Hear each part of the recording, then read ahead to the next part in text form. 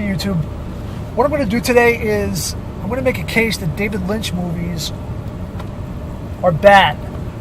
They're cheap and they're deceptive, and I'm going to say that if you don't think so, you're wrong, which is kind of an arrogant point of view to have. I'm going to say my view of David Lynch movies is more or less the correct one, and that if you see David Lynch's movies, specifically the kind of surreal stuff that he does, which constitutes a majority of his work, Blue Velvet, Mulholland Drive, Twin Peaks, etc., etc. If you see that as anything other than just kind of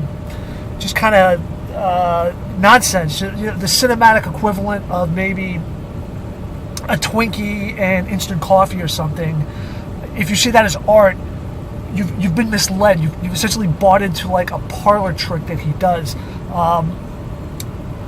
So like I said, I'm going to kind of impersonate what I think is his thought process going into these things. I think the evidence is it's fairly overwhelming that he doesn't have any idea what he's doing. That he creates this illusion of complexity and then counts on his audience to kind of fall into this postmodern hipster subjective interpretation talk where it could mean this, or there's a two-way interaction with the audience, but behind that all is just basically David Lynch. Let's throw a one-armed man in there because like spooky and whatever, and he doesn't have any idea what it means, or a red room in Twin Peaks, and he doesn't have any idea he has no idea what any of that stuff means, but he kind of counts on everybody getting sucked into this spooky music, things aren't quite what they seem world, and then because they can't figure it out, they assume that, wow, it must be amazing because I can't figure it out. And there's a lot of people that fall for that, but it's cheap. It's really cheap. He doesn't know what he's doing.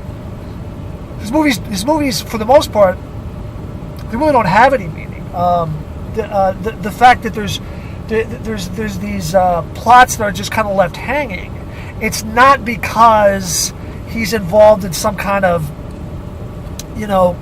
tension about these unresolvable conflicts of the human condition or something like Dostoevsky or something like that. No, he just doesn't know what to do, so he just doesn't resolve anything. He just comes up with the weird stuff and just lets it hang. That's essentially what David Lynch does. It's cheap. So what I'm going to do, I'm going to kind of impersonate, because his fans don't get this. His fans, they're diehard. They don't get this. They talk about this two-way experience with the audience or all this other just like meaningless stuff. So I'm going to illustrate the creative thought process that exists with David Lynch when he's making a movie, and I'm sure I'm right about this. I'm sure I'm right. So I'll wear these shades, okay, and that's going to be me in my David Lynch mode. That's going to be me pretending to be David Lynch. I'm going to start off by impersonating David Lynch as he's thinking of season 1 of Twin Peaks. Season 1, and then I'll do season 2. Here's David Lynch, season 1 of Twin Peaks, imagining it. So I thought, I had this amazing idea, this brilliant idea. It was just like genius. I thought, we're going to make a show, but then, someone's going to die, but they're going to die before the show. So when the show starts, she's already dead, and then you got to figure it out because, before there was even a show, she was dead. My brain is, you can't control it. You can only contain my genius. It's amazing. And then you're gonna meet the people who knew her, kinda, and it's gonna be like crazy. It's gonna be like this dark, spooky, kind of surreal thing. It's gonna happen like Pacific Northwest, right? Be up there, just spooky in the woods. There'd be Twin Peaks. It's like a local legend from maybe going to Indians and their spirits. That people are there's relationships, and when people are saying things, it's not exactly what they mean, and you got to figure it out, but you don't know. You know what I mean? And then you meet the people who knew this girl who died, and it's crazy because they all see parts of her. He's not just God.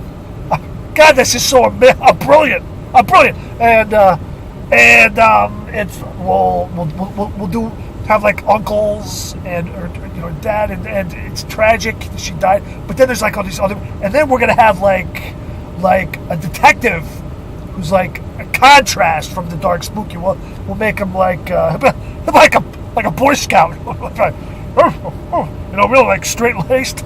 And then we'll have like a restaurant, like a diner with like a favorite pie he eats it every day. He loves it. Have the Boy Scout detective eating his favorite pie. It's humor. It's just oh my God! It's just like the most amazing thing. And that'll be contrast to the dark spooky, and then it'll be like a contrast, and then it'll be like you don't know exactly what's happening all the time. It'll be amazing. And then you'll have like characters come in like a man with like missing an arm, like a one-arm man. Like a one-armed man, and also like spooky stuff. You don't even know what it is. I'm telling you, it's like amazing. It's going to be amazing. All right, so you kind of get the point. Okay, and then season 2. So here's season 2. So the network executives come to David Lynch in season 2 and they're like, all right, David, so we got to wrap this up. You only get one more season, so you got to let us know who killed Laura Palmer, right? Because we already sold the shirts. All the kids wearing it, who killed Laura Palmer. It's back in like 91, 92, before maybe some people who are watching this were even born, a long time ago. But I remember this. I was in high school. Who killed Laura Palmer? So network executives come to David Lynch. Like, okay, like who killed Laura Palmer? Like you got to give us a conclusion to all this like crazy stuff. Okay, so here's David Lynch season 2. The thought process of it.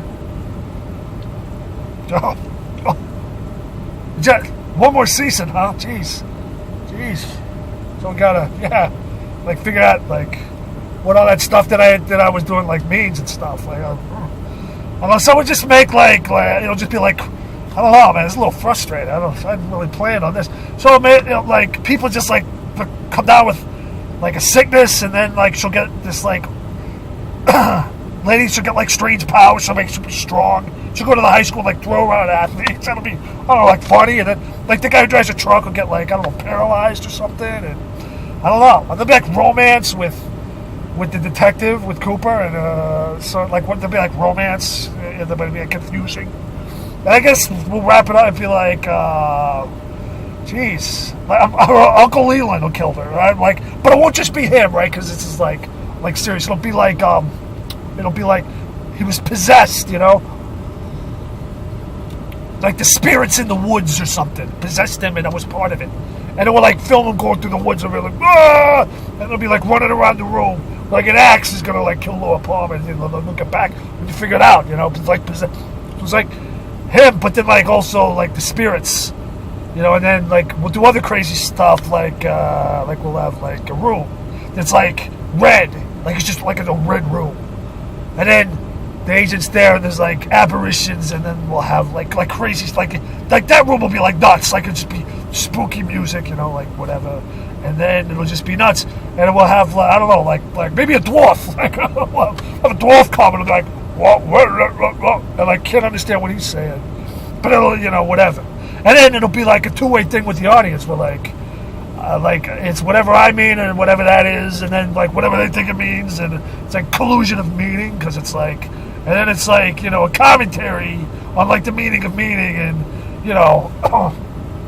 it's like, I don't even know, I can't even control my own mind. It's just so amazing.